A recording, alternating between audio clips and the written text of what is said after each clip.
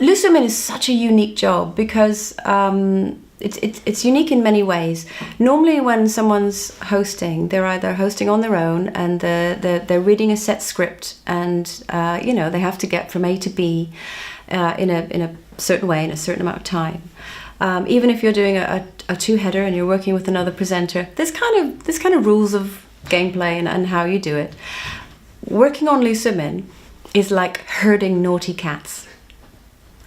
It's really, really good training to be a mum of toddlers, because you start off and you have this great idea as to how it's all going to go, and then the red light comes on and they all wander off and nobody's doing what they're supposed to do, and you can't lose control, because like toddlers, they when they see fear in your eye, you have lost them.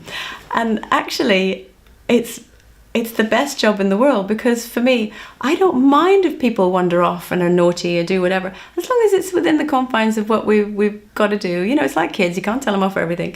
I actually think it makes great telly, and because I love all of them, the naughtier they are, the funnier it is, and I don't mind. For me, as long as I hit my markers and I can get to a break, or not crash off air, and I've managed to get all the points across that we've decided in the meeting that are important, or a guest has had a chance to speak. If we go completely off script, I really genuinely don't mind, and I love their naughtiness, because I'm a really good girl. I couldn't be a panelist. I like colouring in the lines. I like getting out on time and this sort of stuff. But for me, working on Loose Women is like a school prefect being allowed to sit on the back of the bus with the naughty girls. It's great.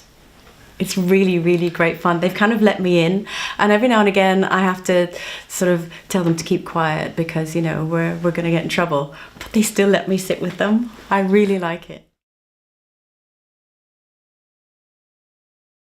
One of the most moving experiences that I had actually came at GMTV. Was interviewing a really young girl who had just had heart surgery, I think it was. And I was sent to, basically I was the only journalist that was free at the time, and I was sent to the north of England to interview her and her family. I'd never done anything like this before. I'd done sort of happy, jolly reporting before, but I'd never done anything like this. And again, this was a moment where I realised I really enjoyed making people feel calm so that they wouldn't notice the camera, and relax and understand that I would never do anything to hurt them. I wasn't going to set them up or make a fool of them. I genuinely just wanted to hear their story and hear about them. When I was sent up to interview this family, there was a lot of journalists there, and I think I was sort of third or fourth in a row, so I got to watch the others. Now, my first thought was I'll watch and see how it's done and learn from the others. And actually I realised I didn't want to do it how they did it, because to me it felt like they were badgering them. They had an agenda and they wanted a top line. I didn't want a top line. I just wanted to hear their experience. And I came back, and the piece was put together and it went out to air. And I realised then that although I might not necessarily be a hardened news journalist, actually it didn't lessen what I did, because journalism is about encouraging people to open up to you. And it doesn't matter whether you're doorstepping someone because something terrible has happened to them, or doorstepping them because you want to, them to face their accusers if they've been accused of doing something terrible. It's actually all the same thing. We just all have different ways of doing it. And I heard a quote fairly recently, which I think sums up to me what good journalism is about. And it's about listening into brilliance. Actually, you get the most powerful response and the most powerful monologue, if you like, about what someone's experiences are or what they're feeling at a time, if you just sit and listen. To me, if you watch a really bad journalist, they're badgering and poking and haranguing someone into giving them the answer that they want. But surely that's not what being a journalist is about. It's about letting someone tell their story. You can kind of push them along and keep them, I don't know, on track, if you like, because we all know that people will deviate and wander off on their narrative. But if you can just listen and let someone shine, to me you've done a really good job. I've interviewed some incredible people over the years. Gosh, it's really difficult to pick people who stand out, because when you interview someone who is used to being interviewed, quite often they have their little stories off pat, and they're normally on to sell something, so they're very jolly and they're very lovely, and they're with their book or whatever it is. I think for me, the people that I've been most impressed with are the huge stars who are so comfortable in their own skin that they've arrived on their own, or maybe with one other person just to help them settle in, or what have you. And they've said to our team beforehand, ask me anything. That really, nothing is off limits. I don't need a brief, just ask me anything. And one of those is Whoopi Goldberg. I thought she was incredible. I loved her. I wanted to bring her home. She's a woman who has, she's an actress, she's an activist, she's a TV presenter. She has seen and done it all and seen off the competition. And I was kind of expecting someone who would be a little bit tricky, and she couldn't have been more warm and open and friendly. And I really liked her company.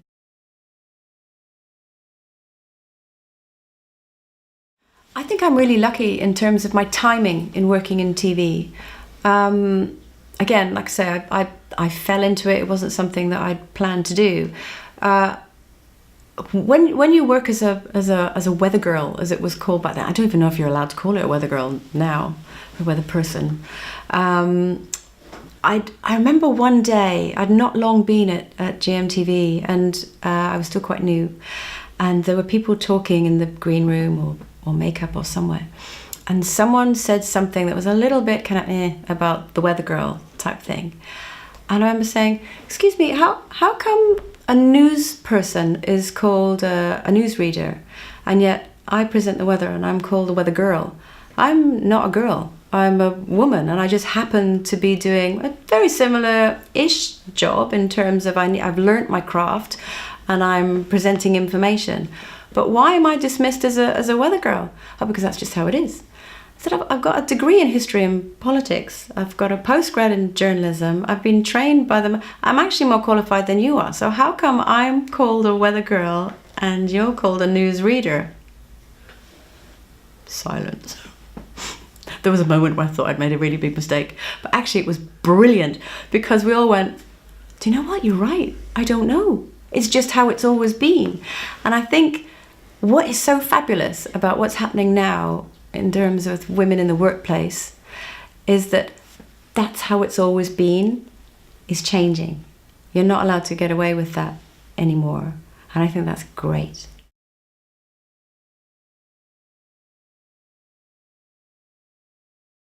There's many different kinds of obviously corporate work that I can do. I've hosted lots of panel discussions and that sort of thing. That lends itself really organically to what I do every day anyway, and I really enjoy doing that. And again, that comes back into listening into brilliance, bringing people forward. If I think that someone hasn't said enough, I'll organically know when to bring them in. I really enjoy taking questions from an audience and handling all that sort of thing. I feel completely at home doing that. I've done some tricky corporate jobs before where it's been a room full of men who haven't necessarily watched Loose Women. And, if they'd have told their wives that night when they're going out that, Loose Women was hosting it, their wives might have been impressed, but, they haven't. And obviously the first instance when you stand up there, you're just a woman in a dress that's standing in front of them, telling them to be quiet. One of the things I've really enjoyed is turning that room around and getting them on the side, because I'm strong enough to do that. But I can do it with it's like a velvet glove. I'm strong, but it won't necessarily hurt. But by the end of the evening, you'll be doing what I want you to do.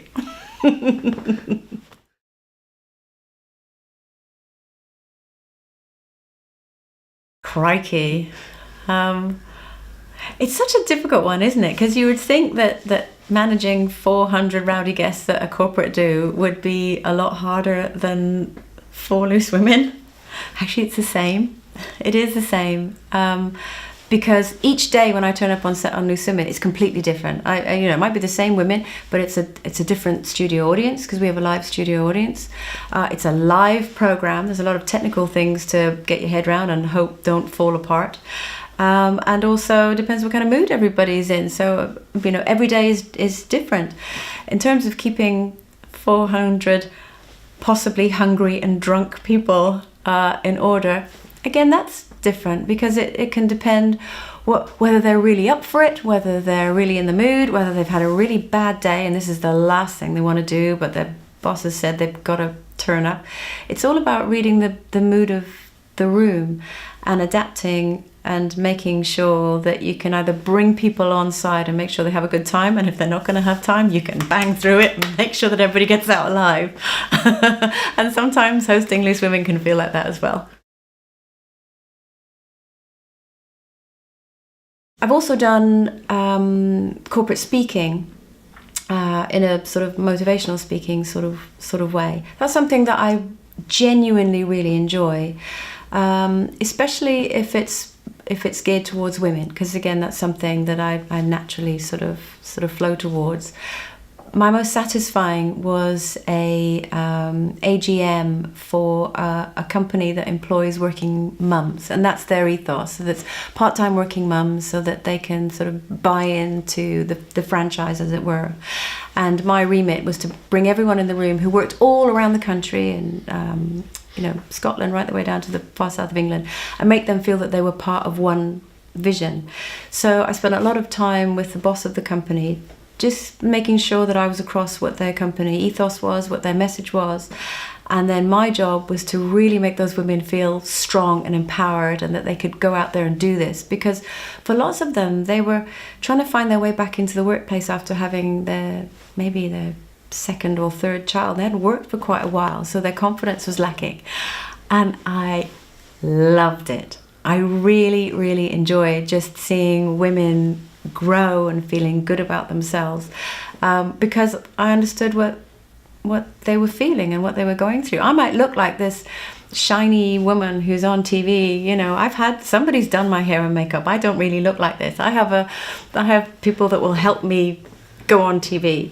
But when you're packing the kids out to school and you're heading out to work in something that doesn't look quite as glamorous as me, it's really difficult to keep that self-motivation going, especially if you work on your own.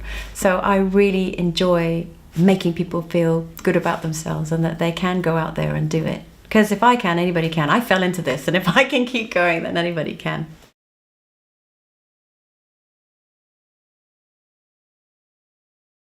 One of the key things that I'm asked to talk most about at the moment is the menopause. It's kind of the last taboo. People don't really want to talk about the menopause. It's the M word. But I don't know what's happened in the past 12 months or so, but something is changing. And suddenly talking about women's issues, whether it's political rights or equal rights or what have you, but also personal rights, women are clamoring to have their voices heard, and also have a celebrity who's really open to talking about it. I've been really open about talking about my experiences on Loose Women. That seemed to open a floodgate in terms of people wanting to engage with me and share their stories and hear mine as well. And although it's something that not very many female presenters will want to touch with a barge pole, because you mention the word menopause and people instantly think old. I really don't care. I am the age that I am, and to me the alternative is death. So I'm quite happy to be the age that I am, and long may my aging continue. And I'm really happy to talk about it, and I'm happy to talk about it in a funny and light-hearted way. I'm happy to talk about it in a serious way, whether it is linking together professionals from the medical world or people who can offer nutritional or dietary advice and that sort of thing. I'm really happy to draw all of those people together. But at the core of it, I think what works is women know that I am not just a host sitting doing yet another job. I am feeling exactly what they're feeling. I'm possibly just as hot in the room as they are, and we can all get through it together. So that's something that I'm really interested in doing.